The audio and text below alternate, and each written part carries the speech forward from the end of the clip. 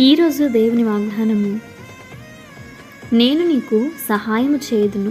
దినవృత్తాంతములు 1 గ్రంథము 19వ అధ్యాయము 12వ వచనము.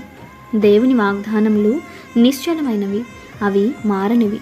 మనుషుల వలె ఆయన కొన్ని నెరవేర్చి మిగిలిన వాటిని నెరవేర్చలేకపోతున్నాను అని పశ్చాత్తాపడే వ్యక్తి కాదు ఆయన మాట ఇచ్చాడంటే దాన్ని నీ పట్ల తప్పక నెరవేర్చుతాడు.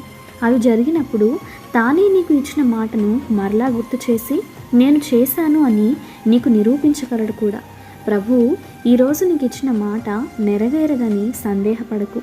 7 దారులు మూయబడిన నూతనమైన ద్వారములు తెరచి ఆయన నీకు సహాయం చేయగల సమర్థుడు.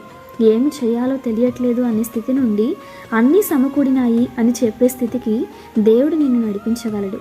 ప్రమాదపు అంచుల నుండి నిన్ను సమతలమగు భూమిపై నిలువబెట్టి నూతన వస్త్రమును ధరింపచేసి అనేకుల కన్నులకు ఆశ్చర్యంను కలిగింపచేయు పాత్రగా దేవుడు నిన్ను మార్చగలడు. నీ జీవితము నేటితో ముగిసింది అని అనుకుంటున్నావా? లేదు, అది ఇప్పుడే క్రీస్తులో నూతనంగా ప్రారంభమైంది. ఈ నూతన వత్సరాన్ని ప్రభువుతో కొనసాగించు. ప్రభు కృప మీకు తోడై ఉండునుగాక.